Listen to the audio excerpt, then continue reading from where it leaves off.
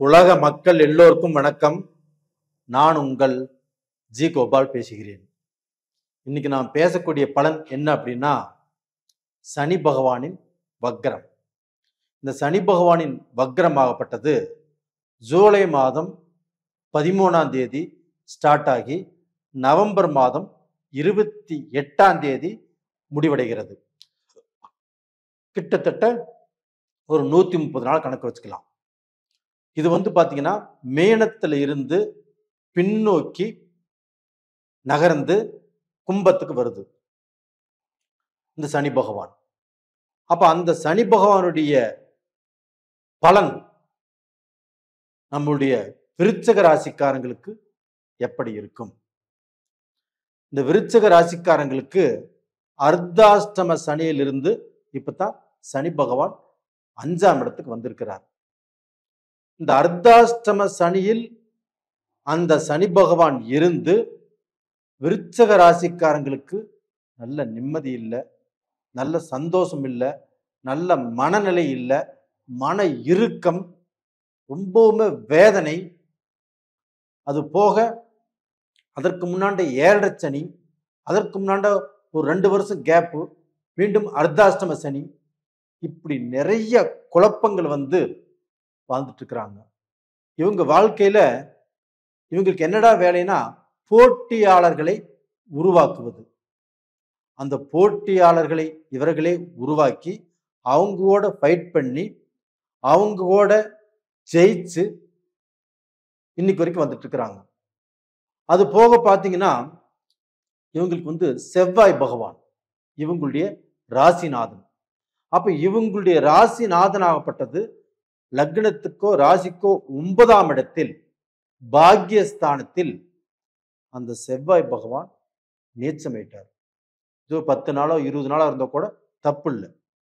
6 மாச காலங்கள் அந்த செவ்வாய் பகவான் நீச்ச கதியிலே இருந்தார்.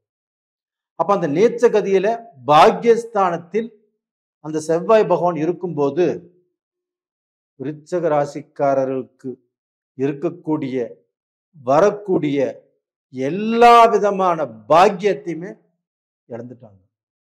வண்டி வாகனத்தை இழந்தாங்க, இருக்கக்கூடிய பூமியை இழந்தாங்க, வீடு வாசலை இழந்தாங்க, தொழிலை இழந்தாங்க, தொழிலையே இழுத்து மூடக்கூடிய சூழ்நிலை வந்துச்சு, இதையும் இழந்தாங்க.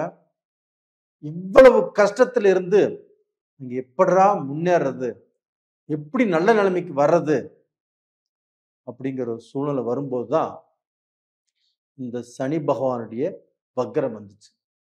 இந்த சனி பகவானுடைய வக்ரமாகப்பட்டது இந்த விருச்சக ராசிக்காரங்களுக்கு ஒரு இமாலய வெற்றியை கொடுக்கக்கூடிய அமைப்பு இருக்கிறது.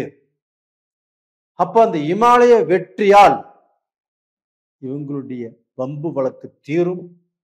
ஏன்னா இவங்களுக்கு 5ஆம் இடத்துல பூர்வீக ஸ்தானத்துலதான் அந்த சனி பகவான் வக்ரம் அடைகிறார். அப்ப இவங்க சொத்தோ, இவங்களுடைய பூர்வீக சொத்தோ, அந்த சொத்து விற்க முடியல, இல்ல அந்த சொத்துல இருக்கக்கூடிய பிரச்சனைகளோ இது தீரக்கூடிய அளவுக்கு வாய்ப்புகள் இருக்கிறது. அது போக இவங்களுடைய குழந்தைகளால் கண்டிப்பாக இவங்கள் பெருமைப்படுவாங்க. ஏன்னா 5ஆம் இடம் புத்திரஸ்தானம்.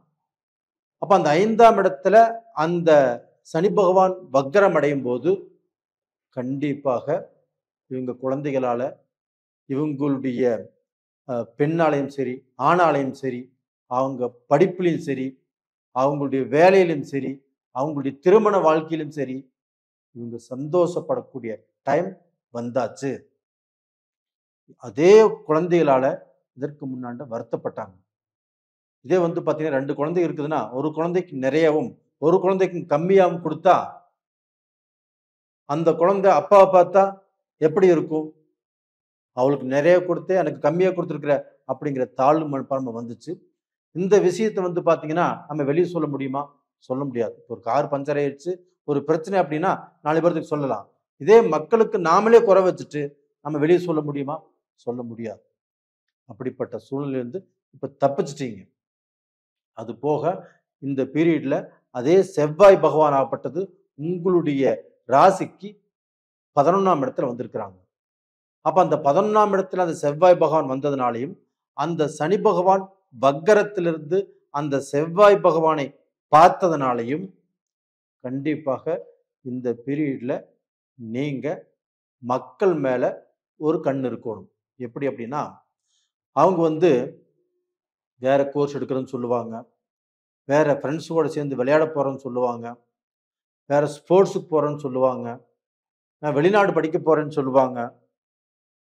இது நம்மளுக்கு நிம்மதியா இருந்தா அனுப்பிச்சு வைக்கலாம். நிம்மதி இல்லாத பட்சத்தில் கண்டிப்பா அவங்க மேல நம்மளுடைய கேமரா கண்கள கண்டிப்பாக அவங்கள பார்த்துக்கிறது நல்ல விஷயம். அவங்க கேட்கிற எல்லாமே செஞ்சு கொடுக்கணுங்கிற அவசியம் இல்ல. இப்ப கொஞ்சம் கேர்ஃபுல்லா பார்த்துக்கோங்க. அது போக இந்த 11ஆம் இடத்துல இந்த செவ்வாய் பகவான் இருக்கிறதுனால, இதே விருச்சிக ராசியில இருக்கிறவங்க பெண்கள் அவங்களுடைய கணவர், அவங்களுடைய கணவன்மார்களாகப்பட்டது சண்டையும் இல்லாமல், சச்சரவும் இல்லாமல், உங்க கூட ஒத்து போய் ஒரு சமாதானமாக இப்போ இந்த செவ்வாய் பகவானுக்கு எந்த பிரச்சனையும் இல்ல. அப்ப அந்த செவ்வாய் பகவான் நல்லா இருக்கிறாருன்னா, கணவர்னால நம்மளுக்கு எந்த கெடுதலும் இல்லாம இருக்கிறதே நல்ல விஷயம். அதே சமயத்துல அந்த கணவர் மூலியமாக நீங்கள் நல்லபடியாக வாழப்போகிறீர்கள். அதே சமயத்துல பார்த்தீங்கன்னா, இந்த குரு பகவானும், சுக்கிர பகவானும் இணைஞ்சு உங்களுடைய ராசிக்கு 8ஆம் இடத்துல இருந்து அதனுடைய 7ஆம் பார்வையாக உங்க ராசிக்கு தனஸ்தானத்துல 2ஆம் இடத்தை பார்க்கறாங்க.